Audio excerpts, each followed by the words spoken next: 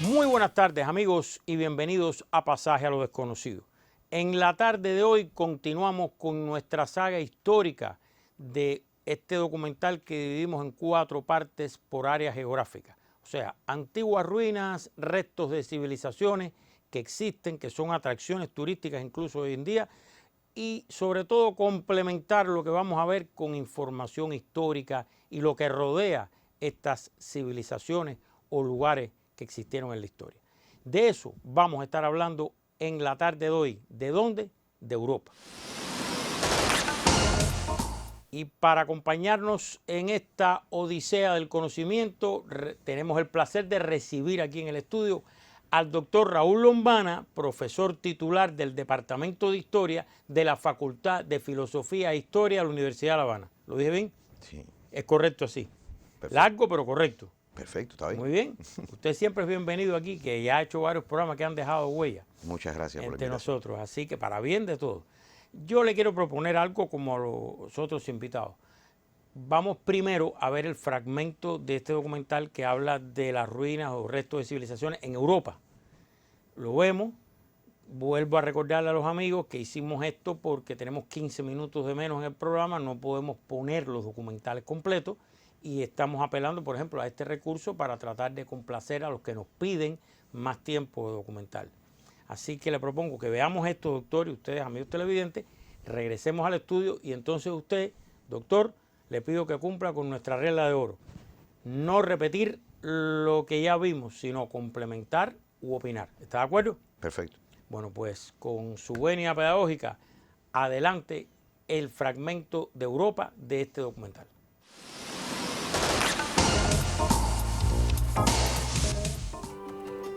The world is home to a plethora of fascinating ancient ruins, from crumbling cities to temples that have withstood the test of time.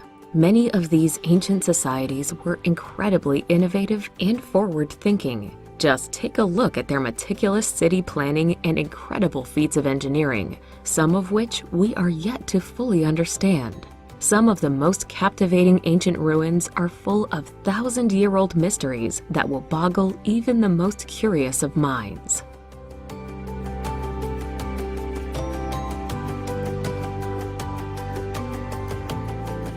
Number 24, Stonehenge. Dotted along the Salisbury Plain in Wiltshire, England, Stonehenge is easily one of the most recognized ancient ruins in the world. Dating back over 5,000 years, these curious stone rings are some of the oldest stone structures on the planet. Created out of sandstone, they are ensconced in mystery. Who built them and why is still largely unknown. 2 popular theories maintain that Stonehenge was used as a site for religious rituals or otherwise to monitor the movements of the sun and moon. As you only need 2 hours to explore the ruins of Stonehenge, a day trip from London is often combined with a visit to Windsor or Bath.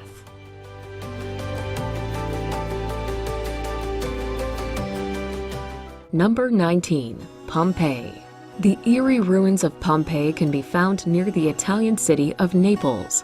When the iconic Mount Vesuvius erupted in 79 AD, it destroyed the Roman city in waves of lava and took the lives of over 2,000 residents along with it. The ancient city, first discovered by accident beneath the volcanic rock in the 1950s, is remarkably well preserved. However, it wasn't until 2 decades later that it was properly excavated. You can walk down the streets of these ancient Roman ruins and imagine the town as it was in its heyday. There are the remains of stone houses, temples, bakeries, and even a brothel.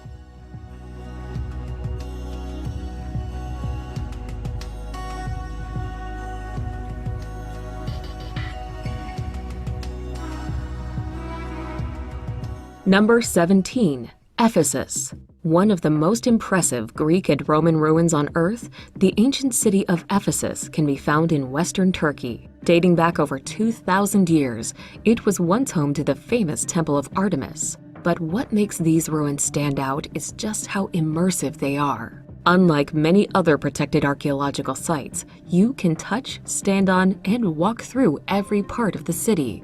Highlights include a series of ancient public toilets, the Library of Celsus, and Hadrian's Temple. It is also home to the 25,000-seater Great Theater of Ephesus, the largest outdoor theater in the ancient world.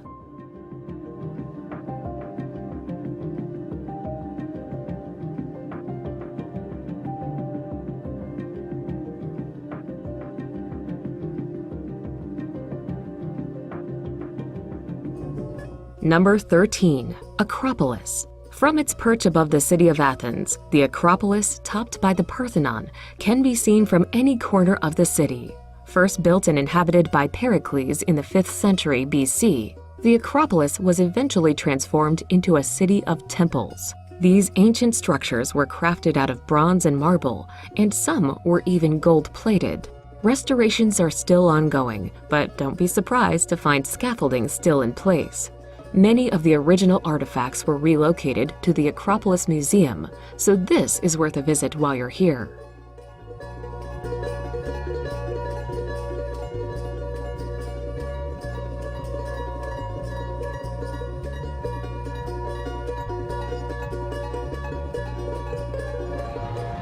Number 6. Colosseum. One of the most iconic Roman ruins, the Colosseum was an ancient gladiator arena. Unveiled in 80 AD, the 50,000-seater amphitheater was used for staging various events. These included animal fights and bloodthirsty gladiator battles where contestants would fight to the death. The architecture of the Colosseum is impressive even by today's standards. The outer walls are made up of 3 levels of archways topped with Ionic, Doric, and Corinthian columns. In its heyday, they were decorated with marble statues. The top level once supported an enormous awning that sheltered spectators from the elements.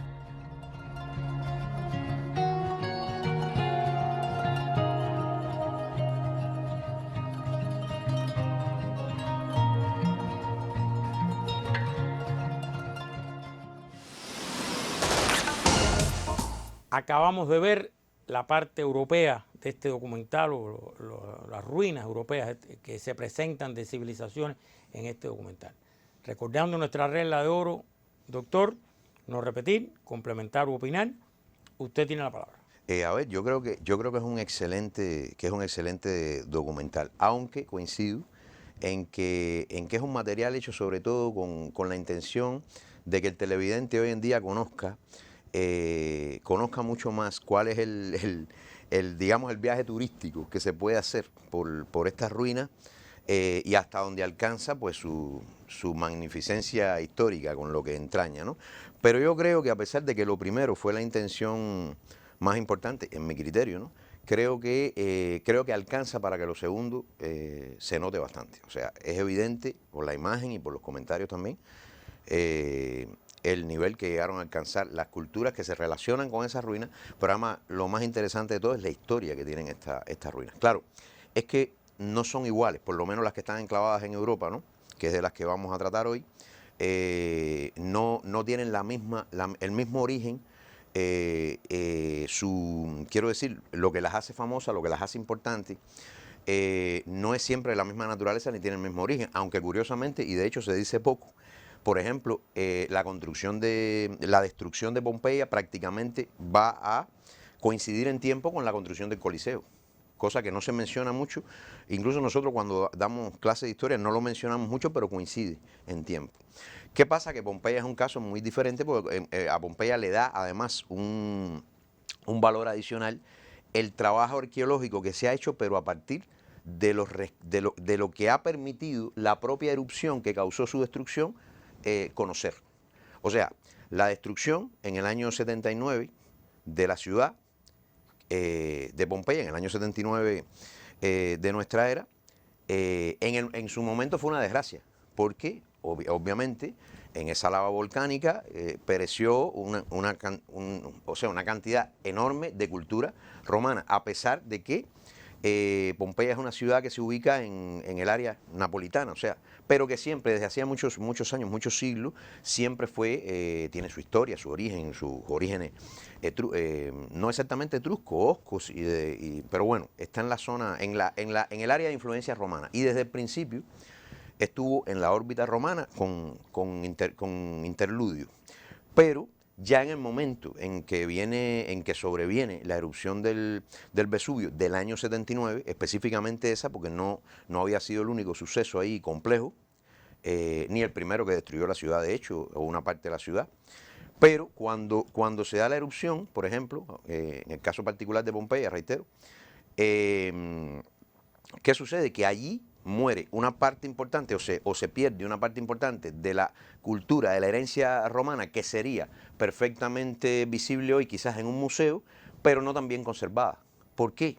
Porque paradójicamente la propia lava volcánica que cubrió, las propias cenizas, protegieron de una manera excepcional lo que allí pereció, de un modo que si usted logra traspasar eso hoy en día, y eso es un trabajo que se ha hecho, un éxito de la arqueología contemporánea, uno de los mayores diría yo, cuando usted logra desentrañar eso, vencer esa lava volcánica y recuperar lo que hay ahí, usted lo puede ver en un estado mucho mejor que en el que pueda haberse conservado, por ejemplo, el Coliseo, ¿no?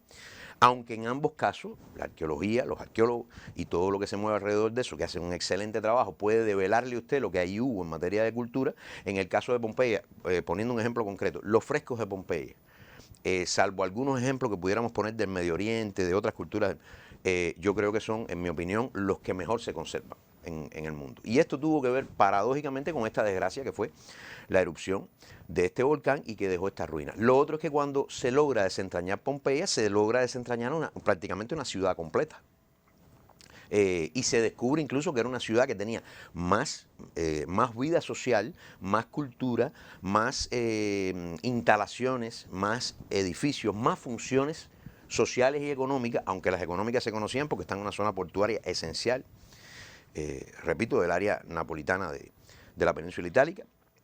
Se descubre todo eso y se percata, o la humanidad puede conocer entonces que Pompeya no era, digamos, no estaba al mismo nivel del Herculano, o no, que también fue destruida por el Vesubio, o de otras ciudades de la época, o que, digamos, no era tan segundona en la época romana por no estar, digamos, en la zona más palatina, ¿no?, de la ciudad de Roma. Pero que a pesar de ser un área un poco lejana del centro, pues que tenía todo el desarrollo, porque además en el momento que ocurrió la erupción del Vesubio y pasó todo eso, que la sepultó en esas ruinas pues, durante mucho tiempo, Pompeya justo estaba recogiendo lo mejor de toda una cantidad de siglos en las que se había desarrollado como ciudad.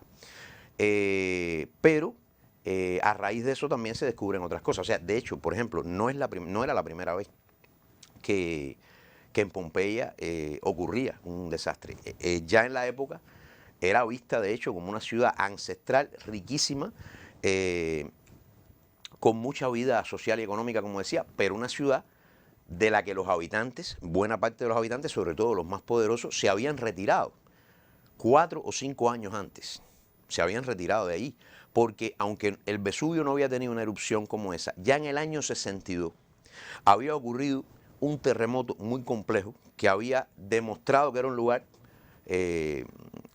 tectónicamente peligroso, por decirlo así, que no era seguro para esas familias acaudaladas, y se fueron retirando. Pero además se conoce que después hubo varios temblores de tierra, yo diría que bastante sistemáticos, y el caso es que, por ejemplo, uno de los descubrimientos más recientes que ha habido a partir de, o por lo menos que más se ha avalado, que más se ha demostrado en los últimos tiempos, alrededor de lo que ha develado la arqueología sobre Pompeya, es que en el momento que se da la erupción, la ciudad estaba deshabitada en una mitad, por lo menos, justamente por los más acaudalados de la ciudad. Se habían retirado, no permanentemente, pero en el momento que se dio la erupción del Vesubio, hay muchas cosas que indican que había sido retirada, sobre todo pertenencias de valor de esta familia. Y por cierto, también otros elementos que se descubren que son muy interesantes. En estos momentos, por ejemplo, está muy claro que la fecha que se tenía como la de la erupción del Vesubio, que era 24 de agosto del año 79, lo más probable es que no haya sido esa, que la erupción haya sido en otoño. Lo dicen los restos de los frutos, por ejemplo, que se están recuperando, los frutos que había servidos en la mesa, porque además lo de Pompeya es muy llamativo porque es como una instantánea. El Vesubio murió la ciudad, se quemó la ciudad, por decirlo de alguna manera, y la gente, las personas, los objetos quedaron como lo que estaban haciendo en ese momento. Es como una foto instantánea, desgraciadamente relacionada con muerte, ¿no? En el caso de Pompeya, hay películas, series de televisión, se repiten incluso nuevas versiones. ¿Por qué es el atractivo? ¿Por el tema del volcán y el desastre de la ciudad? ¿O por el valor propiamente como ciudad que usted ha explicado? Mira, en todas las épocas históricas, muy interesante la pregunta, porque en todas las épocas históricas, los desastres naturales que han acabado con las ciudades han sido recogidos por la historiografía de la época, ¿no? Incluyendo la antigua, como una desgracia. Si usted analiza lo que escriben los cronistas de la época y lo que escribiría hoy un historiador, por ejemplo, sobre lo que pasó hace poco en Islas Canarias, ¿no?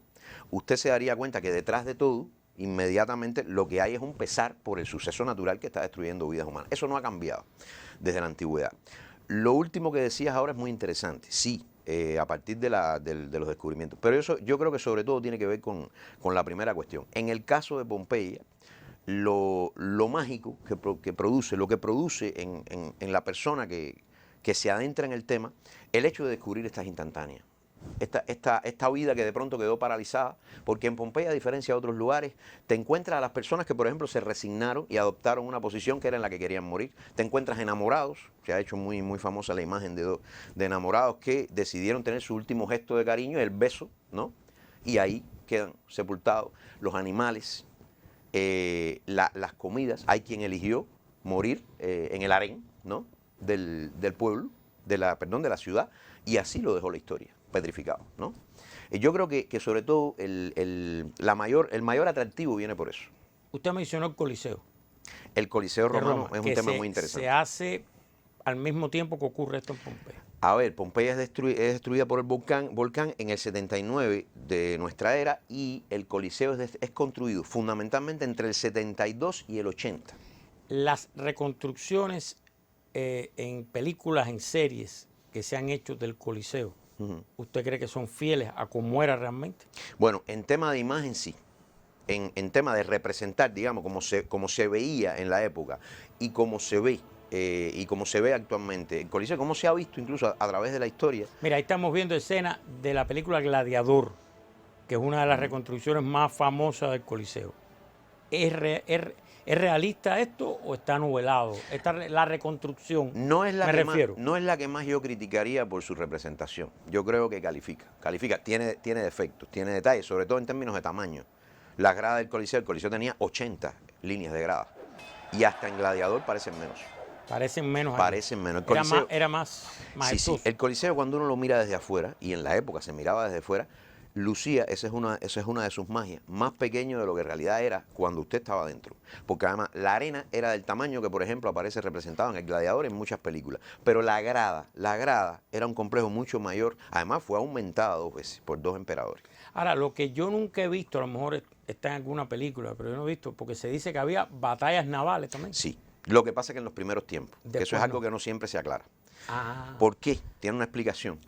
A ver, el Coliseo se construye en el centro de Roma justamente porque está entre 3 colinas, es una zona que está entre 3 colinas, por la que pasa una vía fluvial artificial construida, o sea, vía fluvial no, un agua canalizada, sobre todo por Nerón, porque Nerón ahí había hecho su dominus appius, o sea, su ático, su casa, ¿no? Era una parte de Roma que en los últimos tiempos de Nerón, los romanos estaban bastante molestos de las épocas, bastante molestos, porque Nerón había ocupado mucha parte del territorio central, del territorio simbólico, para sus habitaciones personales, con todas esas excentricidades que sabíamos que tenía Nerón. Él y sobre todo yo creo que todos los llamados emperadores de la dinastía del terror, pero sobre todo Nerón. Nerón se había construido muchas cosas ahí. Y cuando llega la dinastía Flavia, con Vespasiano, que es el primer emperador de la dinastía Flavia.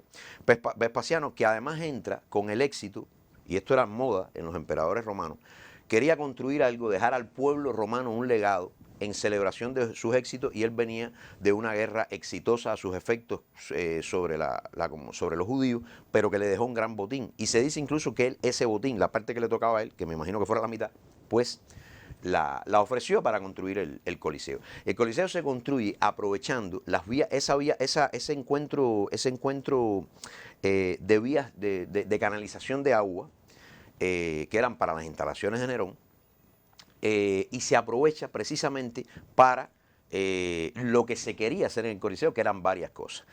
Y por eso lo primero que hubo fue quizás batallas navales en sus versiones anteriores.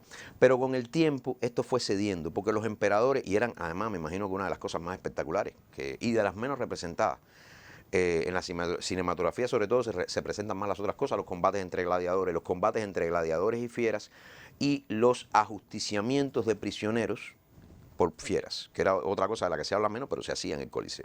Todo esto se vendía como un espectáculo sangriento, pero muy dadivoso de parte de los emperadores al pueblo. ¿Y qué pasa?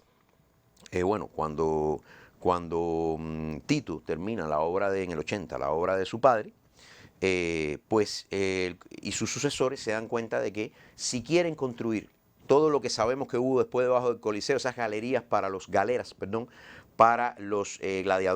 las fieras, todo eso que se ve en el gladiador, digamos, por ejemplo, que usted me preguntó ahorita, todo eso que se ve que es para que se comuniquen, por abajo de la arena, se comunique el Coliseo, ya no se podían dejar los grandes fosos para hacer las batallas navales. Y es por eso que las batallas navales son algo que efectivamente ocurrió, pero solo en los primeros años del Coliseo. Y otra cosa curiosa aquí que no quería dejar de decir, es que el Coliseo, el primer nombre que tuvo no fue ese, ¿no? Era el Anfiteatro Flavio, por la dinastía Flavia, a la que pertenecían estos emperadores que hemos mencionado, que vienen después de Nerón. Y el nombre de Coliseo viene porque una de las últimas cosas que hizo Nerón en su mandato fue poner una estatua suya, que todavía estaba allí y que se conservó hasta buena parte de la Edad Media, que era el Coloso de Nerón, ¿no? Y como el Coloso de Nerón era casi que la puerta del Coliseo, pues popularmente se le empezó a llamar el Coliseum, y se quedó para la gente y para la historia con el nombre de Coliseo. O sea que Nerón incluso hasta participó en... Bueno, déjeme hacerle una pregunta más breve y más amplia a la vez. ¿Cuál es, ya que hablamos de esto, su película favorita ligada al Imperio Romano, a los romanos o a Roma, de todas las que se han hecho? Mire que se han hecho. ¿Cuál es históricamente, para usted, cuál es su favorita? No quiere decir que sea mejor o peor, la favorita. Bueno, al menos yo tengo un poco superado esto del debate encontrado entre lo oculto y lo popular, ¿no? Así que le voy a decir, yo como espectador, como persona que me gusta de vez en cuando sentarme en el televisor cuando puedo, y digo, voy a ver una de las películas que más me gusta, Gladiador. Es una de las películas que más le gusta. Pero como historiador, la película de Espartaco con Kirk Douglas, porque hay varias, sí, la oscarizada, la de los años, creo que es 40. Esa película, por cierto, el guión lo hace un ex militante del Partido Comunista represaliado que estaba en lista negra y denunciado por Elia Kazan, ¿no? A pedido personal de Kirk Douglas hizo el guión de la película. Así mismo fue. Pero bueno, por la representación que hace y en su momento la historia de Espartaco, esa película, por ejemplo, entre los grandes méritos históricos que tiene es que le demostró a toda la comunidad en su momento, y sería una cosa totalmente conocida, ¿no? Que las crucifixiones eran una cosa típica en la época. Por ejemplo, en la película de Espartaco se ve la crucifixión alrededor de a ambas orillas de la Vía Apia como algo que se practica y que en la época era que la cultura occidental lo valoraba como algo más relacionado a la historia cristiana, y no, los romanos utilizaban esto y bueno, desgraciadamente utilizaban otras cosas también. La favorita suya. Como historiador, para estudiar la República Romana y lo que fue esa rebelión muy particular, que es un suceso muy particular, sí, es la que más... La famosa escena de Yo soy Espartaco, que se van levantando todos. Sí, aunque yo prefiero el final de Gladiador, digamos como diversión, la escena donde el personaje dice todavía a mí me queda aquí, ¿no? Todavía a todos nos queda lo que nos toca, ¿no? Entonces, ¿qué nos queda que decir de lo que vimos hoy? Bueno, a ver, yo hablé justamente del Coliseo y de Pompeya, porque son de los sitios que salen en el documental. Hay algo que debemos aclarar, hay muchos sitios importantes que no están en el documental. Aunque yo hubiera coincidido en un 90%, quizás si hubiera tenido que hacer un ranking de 25, pues perfectamente, no estoy haciendo una crítica de eso. Pero hay muchos que se quedan fuera porque habría que hacer una lista de muchos más, de todo lo que queda. Pero bueno, estos están en Roma, ¿ya? La película también, el documental también aborda, por ejemplo, el tema de la Acrópolis de Atenas, que yo creo que es muy interesante. Y aborda, un poquito con menos detalle, pero habla de Éfeso, la ciudad, o Efeso, la ciudad que, aunque está en Asia Menor, ¿no?, es parte de la órbita griega, o sea, de la historia antigua griega. Y bueno, esto es otro mundo, porque además es un mundo anterior. El mundo anterior, el mundo griego da lugar al mundo romano. En algún momento se entremezclan las historias, ¿no? Que a diferencia de lo que piensan muchos, no es en los momentos finales, porque en los momentos finales lo que está es la época helenística de Grecia, ¿no? Sino que hay momentos en los que está desarrollándose ya Roma en sus primeros tiempos y Grecia está en su etapa ya que va a un declive, ¿no? Pero bueno, el tema de la Acrópolis es muy interesante, y si me preguntas a mí, creo que en el documental de lo que mejor se representa es la magistralidad de las ruinas de Atenas. Ya ahí esto es otra historia, porque la Acrópolis, a ver, tiene que ver con el Coliseo, coincide con el tema del Coliseo, en que es construida en el mejor momento, digamos, arquitectónico de una civilización, ¿no? La Acrópolis se sabe, fíjate, lo que está ubicado en la Acrópolis de Atenas hay elementos que vienen desde la época, se dice que micénica, o sea que son muy antiguos, tan antiguos como que son de los primeros tiempos de la historia, de los primeros periodos de la historia griega. Pero el complejo de la Acrópolis, con lo que más pesa culturalmente e históricamente de ese complejo, lo construyó Pericles. O sea, se construyó en lo que se llama la Grecia clásica la Atenas clásica del siglo V de Pericles. Una vez que en el momento, sobre mediados de siglo, o sea, 450, antes de nuestra era, o antes de Cristo específicamente, es que, utilizando un enclave anterior que había, se construye la Acrópolis por parte de Pericles, con todo lo que lleva, con los homenajes que lleva, porque una Acrópolis es un complejo, ¿no? Y es importante aclarar que no es la única de Grecia, ni siquiera es la única de Europa. O sea, la Acrópolis es un tipo de construcción. Quizás Acrópolis es un nombre propiamente griego, ¿no? Pero la Acrópolis es un tipo de construcción que se basa fundamentalmente en hacer o en construir un espacio privilegiado, protegido en las alturas de una ciudad-estado. O sea, Acrópolis significa exactamente ciudad levantada o ciudad alta. Y es un complejo que incluye celebraciones, homenajes a Atenea, obviamente, como Atenea Nike, ¿no? Como hoy diríamos, en la cultura latina, diríamos patrona de la ciudad, o sea, como protectora, como origen de la ciudad. Éfeso es un caso muy distinto, porque Éfeso es un enclave que adquiere sobre todo su reconocimiento, todo lo que sucede con Éfeso, que es magistral también, y lo que se conserva y lo que se ha logrado recuperar, tiene que ver con lo que significaba Éfeso o Efeso desde el punto de vista comercial, el puerto de Éfeso, una de las 7 ciudades jónicas, que es lo mismo que decir los 7 grandes puertos que movían la economía en el mundo, en esos momentos, en el mundo occidental por lo menos. Y lo que se conserva puede tener una connotación también social, teatros, etcétera, un enclave tremendo, pero cuando usted busca lo que hay detrás de eso, es realmente el papel que tuvo la ciudad como enclave comercial en su época. Grecia. Ajá. Yo no quiero dejar de hablar, aprovechar que estamos hablando de Grecia, y hablar de Troya y Roma. Bueno, Éfeso está muy cerca de Troya. Muy cerca de Troya. Sí. A ver, lo primero es, ¿Troya existió? Está verificado que existió. ¿Dónde está? ¿Dónde está hoy Turquía? Sí, en el Asia Menor. No tan en la costa. Por cierto, la película de Troya, ya que ahorita hablábamos de las películas. A Troya, como a todos los filmes grandilocuentes comerciales, pero que también tienen un respeto por cómo representan las cosas históricamente, se le critican muchas cosas, ¿no?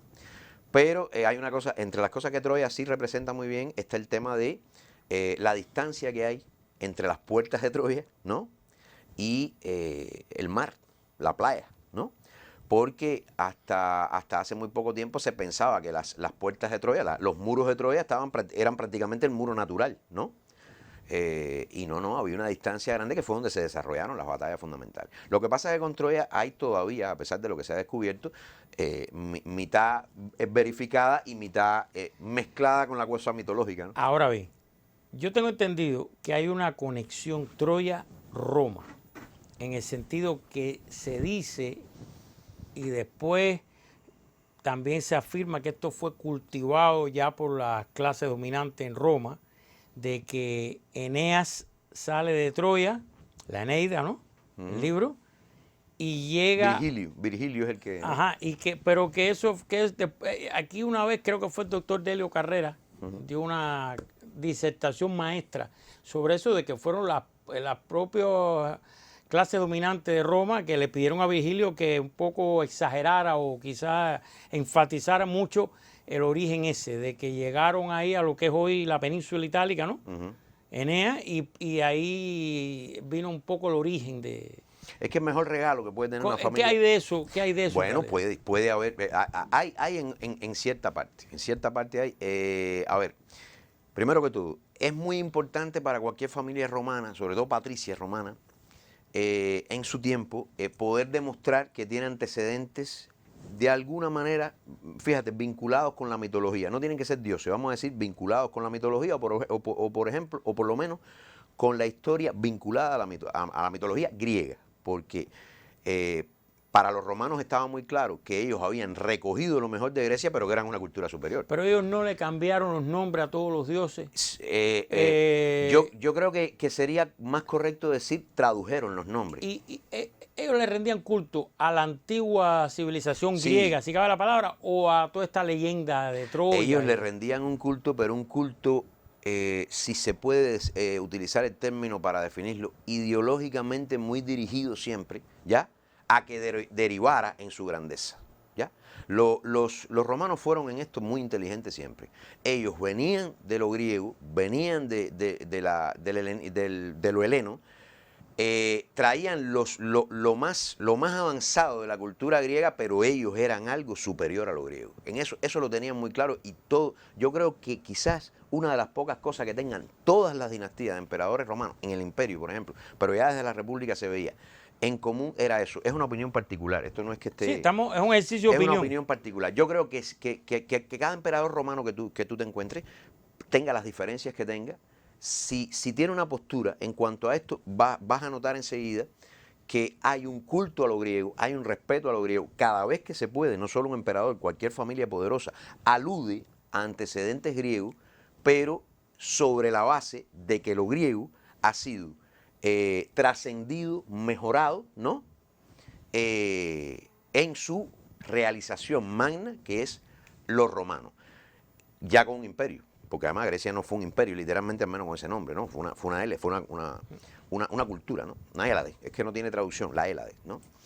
Pero sí, a ver, a la pregunta que tú hacías ahorita, perfectamente es posible que haya una parte de las familias romanas que encuentre una conexión con las familias, sobre todo la familia real que detentaba el reinado de Troya, Príamo, concretamente.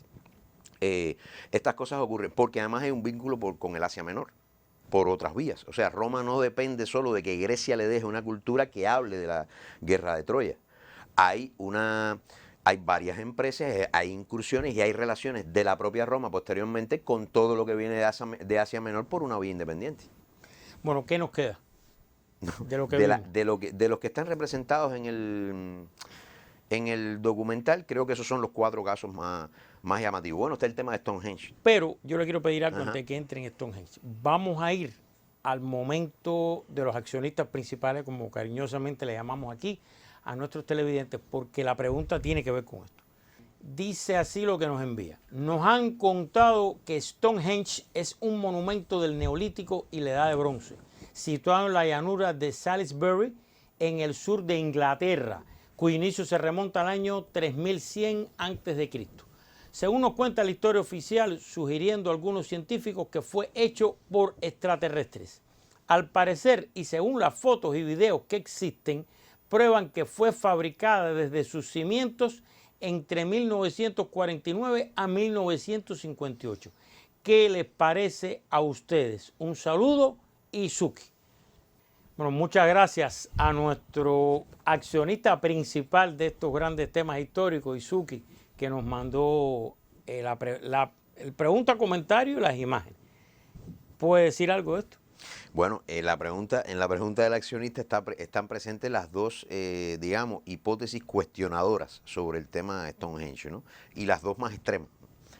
La de toda la vida, o sea, se conoce que en el Neolítico, 3000 años antes de nuestra era, muy particularmente, lo que había en las Islas Británicas como civilización no parece haber tenido los recursos suficientes para haber colocado algo de la manera que se colocó, sí los motivos y sí la manera de ver el mundo, pero quizás no los recursos técnicos para colocar las piedras como están colocadas en Stonehenge, y por tanto entonces la variante de si fue otra civilización, en concreto extraterrestres, ¿no? Quienes lo hicieron en esa época.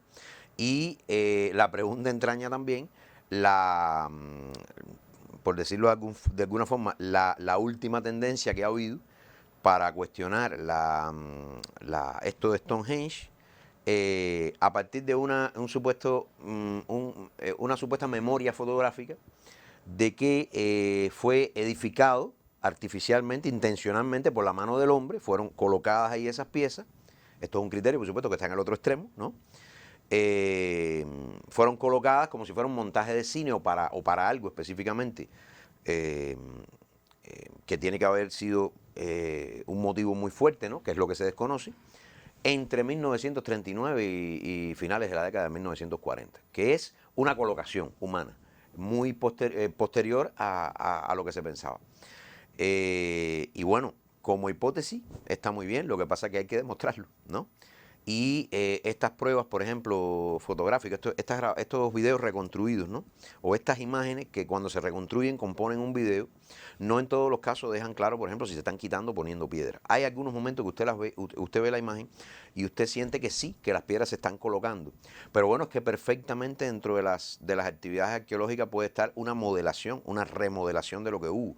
Y yo no tengo duda de que hay cosas que se pudieron haber quitado de Stonehenge o se pudieron haber modelado parecidas a las que estuvieron a las de Stonehenge y recolocadas en un medio experimental para comprobar justamente cómo podían haber sido colocadas en su época. O sea, esto puede responder perfectamente a una construcción o a una modelación contemporánea a manera de estudio.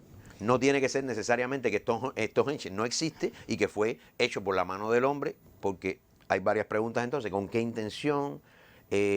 ¿Cuánta finalidad? ¿Qué finalidad qué finalidad tendría y para qué crear el mito este de Stonehenge? Y para usted, ¿qué fue eso? ¿Qué pasó? Mira, yo te puedo dar mi opinión, ¿no? Bueno, yo sobre estos temas ya lo manifesté una vez hablando de otro tema, y ha sido una manera, yo diría, meridiana mía de pensar en esto, y no solo mía, ¿no? A ver, yo creo que cabe perfectamente construirse hipótesis donde la historia y la arqueología te dejan un vacío histórico en cuanto a la explicación de cómo pudo haber sucedido algo. No terminaríamos de hablar nunca aquí si yo como historiador tengo que enunciar cada cosa que no tiene explicación histórica. Desde cómo Juana de Arco podía cargar una espada que pesaba tanto con 14 años hasta, si vamos a la antigüedad, Stonehenge. Como en el 3000, en una revolución neolítica, que si empezamos a hablar en una época neolítica, que si empezamos a hablar en ese lugar específico, con ese clima, con esas características, de lo que sucedía en el neolítico, comprobaremos perfectamente que no hay grado civilizatorio para hacer algo así. O sea que cabe hasta muchos ejemplos, incluso de la historia reciente. Hay muchas cosas en la historia que no tienen explicación, incluida esta, o que no tienen hasta ahora una explicación, porque Pompeya tampoco la tenía, ¿eh? Muchas de las cosas de Pompeya o del Coliseo tampoco la tenían, hasta que llegó el día que la arqueología ayudó, que la arqueología descubrió, que la historia explicó, y entonces hoy ya sabemos otras cosas de Pompeya. Pues con Stonehenge tendrá que suceder lo mismo. Algún día conoceremos lo que no conocemos. Entonces, que se generen preguntas y que se generen hipótesis a partir de los vacíos que deja la explicación del historiador o el arqueólogo acerca de algo que ocurrió en el pasado, está muy bien. De hecho, yo me considero bastante desprejuiciado con el tema y creo que se pueden hacer todo tipo de preguntas. El problema es con qué usted llena ese espacio. Si usted se va a ir por la vía más fácil de entender que obviamente tiene que haber, hubo una civilización anterior que vivió ahí, que no está registrada por la historia y que es alienígena, y de ahí usted explica tan fácilmente entonces que tenga la capacidad física de hacer lo que los humanos de esa época no podían hacer, bueno, ya ahí usted está, lo primero está muy bien, que hay una civilización que no está registrada y que estuvo por ahí y que, por ejemplo, por solo citar con los celtas hay muchos misterios acerca de lo que realmente podían y lo que creemos que no podían. Y por otra parte hay indicios que te dicen que pudieron haber tenido un desarrollo y que pueden ser más antiguos de lo que se piensa. Perfecto, pues bueno, ahí hay un meollo que investigar, hay algo que descubrir que no está totalmente probado, pero ya de ahí a buscar la vía más fácil de explicarlo a través de incursiones alienígenas, pues bueno, me sigue pareciendo eso la vía más fácil. Aunque si un día encontramos evidencia histórica de la existencia alienígena, pues yo como el primero estaría dispuesto a sentarme y valorar las pruebas con muchísimo gusto. Si nos guiamos por su respuesta, vamos a tener más películas y más series de ciencia ficción donde va a haber cosas extrañas ocurriendo en Stonehenge. Es muy posible. Es muy posible, Es muy ¿no? posible. Así que a lo mejor hasta Joss escribe algo de Stonehenge, alguna historia de Stonehenge y después lo pone en el Caribe. Sabremos qué se le ocurrirá a nuestro amigo Joss. Yo de lo que sí estoy claro con el tema es que es legítimo hacerse las preguntas, es legítimo siempre que sean serias, plantear hipótesis, incluso si son estas que a mi juicio son, yo le llamé las más fáciles, pero bueno, lo que no se puede es dejar de ser serio en cuanto a de qué tipo serían las respuestas que realmente serían serias como respuestas, ¿no? Entonces, profesor, lo quiero invitar a que me acompañe ahora al último momento, el momento de las interacciones, donde mostramos cómo se pueden comunicar ustedes, nuestros accionistas principales, con nosotros.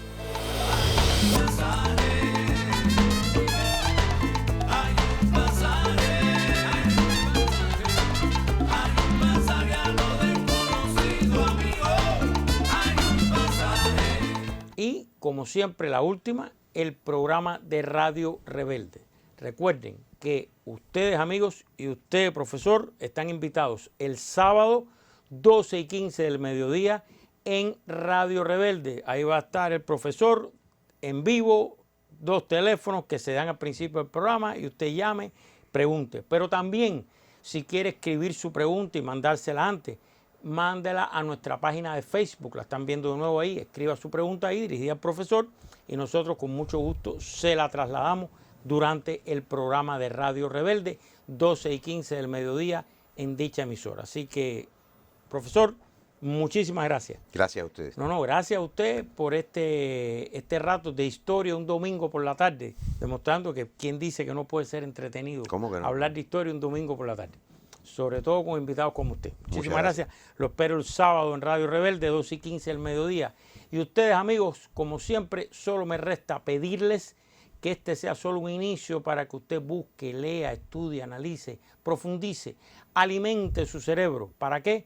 Para que, como siempre le pido, al final saque usted sus propias conclusiones. Buenas tardes.